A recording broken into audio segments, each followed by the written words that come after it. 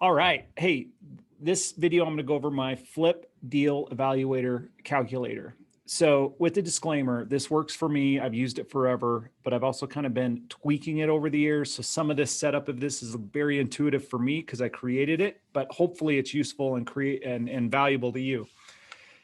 Two things that you got to remember with this. The most important inputs are your ARV estimate and then your rehab estimate. The other parts to this puzzle are just inputs with assumptions that you can figure out or estimate really easily. But the ARV and the rehab, ARV and rehab, ARV and rehab. I'm sure I'll say it again. Okay, so the way I built this, we start with the ARV. So I didn't put an address on this property. We could do an example another time. But in this case, let's just assume that the ARV for the property is 370,000. Type in 370,000. Only change the inputs in red text. Okay. We're going to come back to the cost to buy the house. That's kind of what we're after. But let's come back to that. The other inputs are here. What is your annual interest rate for your temporary or hard money? If it's 12%, put 12%. If it's 0, put 0. Is there a loan point that's charged to do the loan? Again, if it's 2%, put 2%. If it's 1%, if it's 0, change it.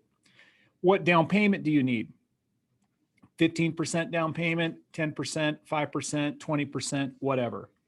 How long do you intend to hold it? 6 months is what I usually figure. You should be able to get in and out of most flips within 6 months.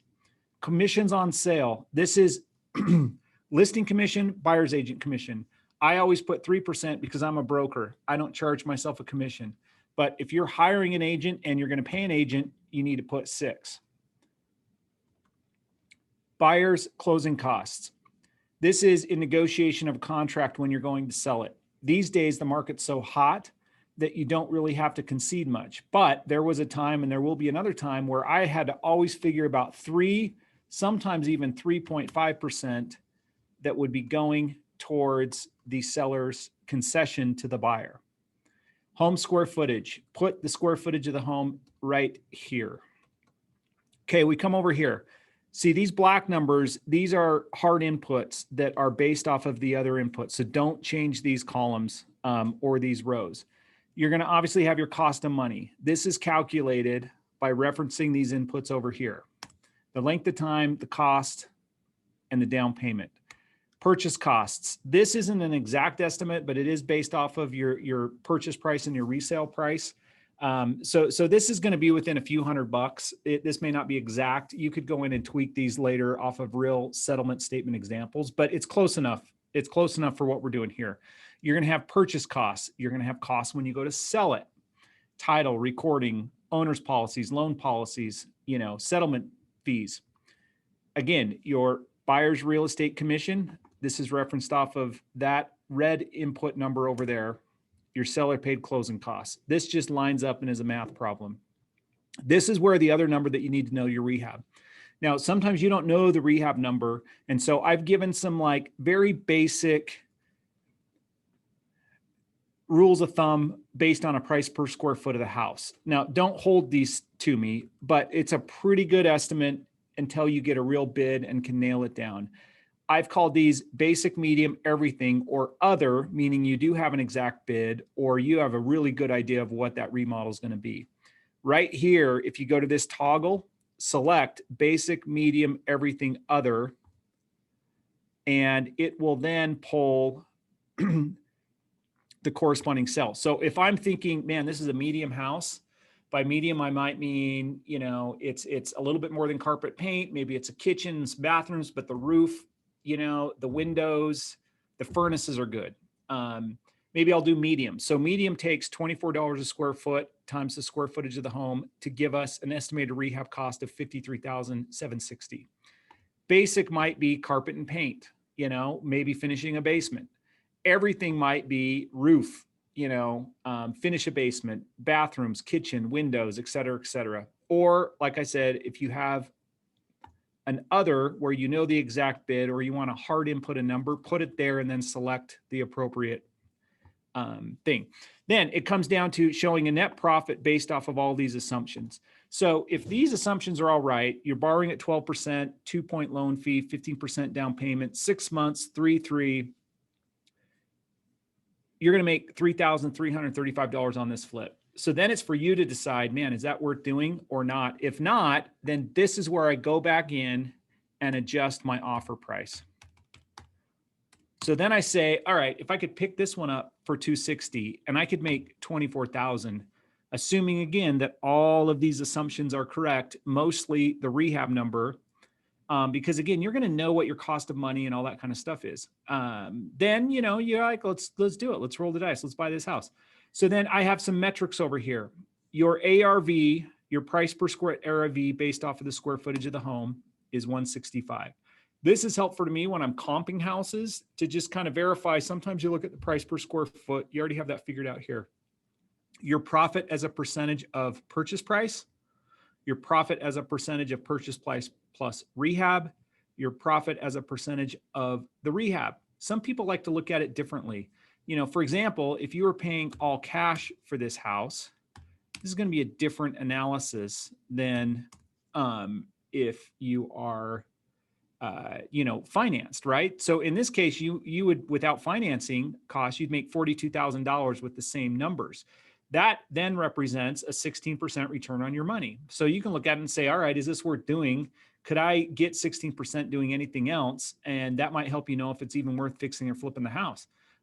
Let's say you could put your money into a money market and make 20%, which obviously you can't, but let's say you could, then it would not make sense to flip this house for the risk. So some of these metrics are good to kind of just like a gut check and double check, you know, is it worth it? Some people, let's say you're able to borrow at 100% of purchase price, but you have a 12% cost of money and it's costing you 2 points. Okay. So you're no money out of pocket for the purchase, but you do have $50,000 out of pocket for the rehab. In this case, you're only earning 8% as a profit of the purchase price, but you're actually making 43% on your money because your only cash out of pocket is $50,000. So think about how those relate one to another. It really depends on what kind of leverage you're using, whether your return is justified. Like this, you're not going to get 43% return on your money anywhere. Now you are actively making this happen by flipping the home. So there is a cost, you know, opportunity cost of your time involved. So just a couple of different ways to look at it. Your total hard cost, this is just a summary. Your soft costs summary, your all-in costs here. Okay. On the side here, this shows, you know, kind of quick reference, your down payment money. Again, this is going to change if you put, say, 10% down there, your rehab cost, your cash out of pocket. And then this is the other part that I have kind of my summary or my quick rules. So up here, you'll see it says 70.27% of ARV. When flipping, there's kind of 2 rules that I think you can use back of the envelope to determine if at least the flip is worth looking at and drilling down further into what the rehab is going to be. And again, it goes back to what? ARV. What is your ARV? If you are really confident with the ARV, you can kind of estimate 70% of ARV is going to probably be a price point that is going to work for a flip. So 70% of ARV rule. The 80% rule is even more accurate, especially if you know the rehab number and the ARV. The 80% rule works like this. 80% times your rehab or times your ARV minus your rehab. Let me say that again. 80% times your ARV minus the rehab gives you your buy price. If I was confident that I knew the ARV and I knew the rehab number, I would almost buy any property sight unseen using this formula because it is going to make you money. Now, it's going to be hard to find a deal with this much margin on it, but be using the 70%, the 80%, you can filter pretty quickly what is worth diving in and looking deeper at and analyzing on this calculator. But again, like I said at the start, ARV, rehab, get really, really good at knowing those numbers. So this is the math, how it breaks out the ARV and the rehab. And so if we throw this back up into the calculator, let's say we could buy this thing at 246. we're making 38 grand. That is a no-brainer, especially if you financed it at 2 and 12 with 10% down. You're making 50% on your purchase price. You're making 70%, 77% on your rehab, and you're making 13% on your purchase price plus your rehab. One calculation that I haven't done yet, but that would be worth putting in here is profit as a percentage of out of pocket. So that would be your 38,000 divided by 74,600 in the form of a percentage, which is 52%. So killer. That's a good deal. You do that all day long. Where in the world else are you going to get 52% on your money?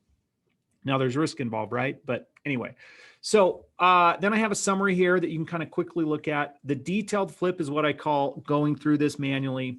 80% rule, 70% rule, kind of your average purchase price. So once again, you get really good at analyzing ARV and your rehab. This is all just going to start come easier and easier and easier to get comfortable with if the deal makes sense. Now, it's a whole other discussion as to how to execute on this, how to really verify the rehab, and how to really verify the ARV. But for now, this should get you started. All right, thanks. Any questions, let me know. My contact info's here.